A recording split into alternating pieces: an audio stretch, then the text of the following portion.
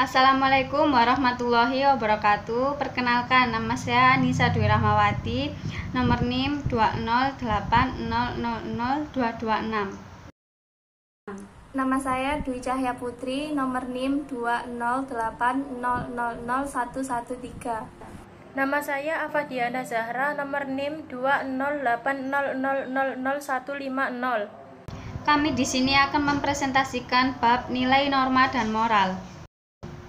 Pengertian nilai secara umum sebagai suatu gagasan terkait apa yang dianggap baik, indah, dan layak, juga dikehendaki oleh seluruh terkait masyarakat dalam kehidupan. Menurut para ahli, salah satunya wujud suatu petunjuk di mana kejadian berlangsung cukup lama. Dari petunjuk ini, kehidupan seseorang bisa terarahkan hingga mempunyai sifat kepuasan tersendiri. Itu sebabnya wujud mampu membagi nilai dalam dua hal, yaitu nilai baik dan juga nilai jelek. Pengertian norma. Secara etimologis, istilah norma berasal dari bahasa Latin, yaitu norma dan ae, yang berarti pola, pedoman, standar, ukuran, aturan, dan kebiasaan. Sementara itu, di dalam bahasa Belanda, yaitu norm, memiliki arti patokan, pedoman, kaidah, atau pokok. Dapat disimpulkan, pengertian norma yaitu sebuah patokan yang berguna untuk mengukur atau menilai suatu tindakan atau perbuatan manusia. Moral adalah suatu hukum perilaku yang ditetapkan kepada setiap individu dalam bersosialisasi dengan sesamanya sehingga terjalin rasa hormat dan menghormati antar sesama. Dengan kata lain, istilah moral merujuk pada tindakan perilaku seseorang yang memiliki nilai positif sesuai dengan norma yang ada di suatu masyarakat. Macam-macam pendekatan dalam pendidikan nilai. 1. Pendidikan penanaman nilai. Pendidikan penanaman nilai merupakan pendidikan yang memberikan penekanan pada penanaman nilai-nilai sosial dalam peserta didik. 2. Pendekatan perkembangan moral kognitif. Pendekatan ini seringkali disebut dengan perkembangan kognitif karena karakteristiknya memberikan penekanan pada aspek kognitif dan perkembangannya. 3. Pendekatan analisis nilai. Pendekatan analisis nilai ini memberikan penekanan pada perkembangan kemampuan peserta didik untuk berpikir logis dengan menganalisis masalah-masalah yang berhubungan dengan nilai-nilai sosial. 4. Pendekatan klarifikasi nilai.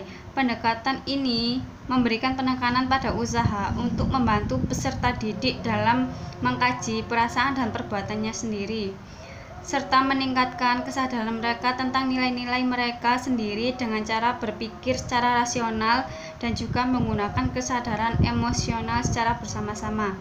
5. Pendekatan pembelajaran berbuat. Pendekatan ini memberikan penekanan pada usaha, memberikan kesempatan kepada peserta didik untuk melakukan perbuatan-perbuatan moral baik secara perseorangan maupun secara berkelompok.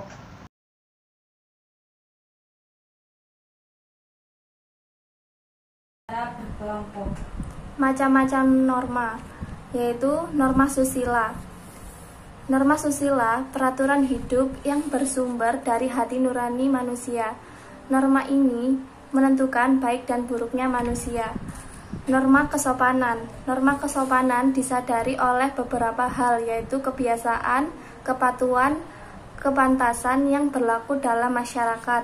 Norma agama, yaitu ketentuan hidup yang bersumber dari Tuhan Yang Maha Esa. Isinya berupa perintah-perintah dan ajaran dan larangan. Norma hukum, yaitu ketentuan yang dibuat oleh pejabat yang berwenang memiliki sifat memaksa untuk melindungi kepentingan manusia dalam pergaulan hidup di masyarakat dan mengatur tata tertib kehidupan masyarakat.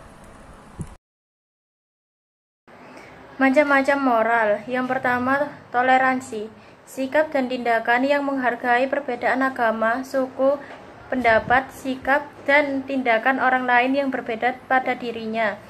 2. Disiplin. Tindakan yang menunjukkan perilaku tertib dan patuh pada berbagai ketentuan dan peraturan.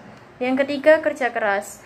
perilaku yang menunjukkan upaya sungguh-sungguh dalam mengatasi sebagai hambatan belajar dan tugas, serta menyelesaikan tugas dengan sebaik-baiknya.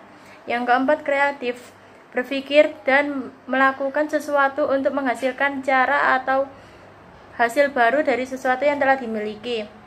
Yang kelima, demokratif, cara berpikir, bersikap, dan bertindak yang menilai sama hak dengan kewajiban dirinya dan orang lain. Yang keenam, peduli sosial, sikap dan tindakan yang selalu ingin memberi bantuan pada orang lain dan masyarakat yang membutuhkan. Moral dasar yang harus dikembangkan di Indonesia dan di era global.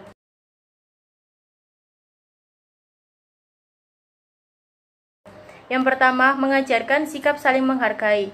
Saling menghargai satu sama lain merupakan salah satu pendidikan moral di Indonesia yang perlu diajarkan pada anak-anak sejak usia dini. Ajaran ini memiliki peran penting untuk menghargai setiap perbedaan. Yang kedua, mengajarkan sikap jujur sejak dini. Melihat fenomena zaman sekarang, rasanya sulit sekali menemukan orang yang memiliki sifat jujur.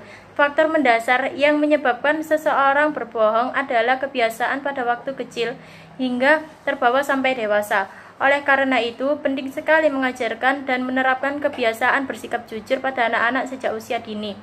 Yang ketiga, mengajarkan sikap rendah hati dan suka menolong sesama sejak dini.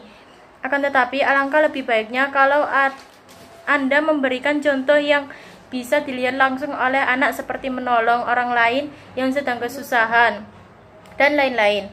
Yang keempat, mengajarkan sikap bertanggung jawab atas apa yang telah diperbuat. Ajaran ini pada anak untuk senantiasa meminta maaf kepada orang lain apabila mengalami kesalahan.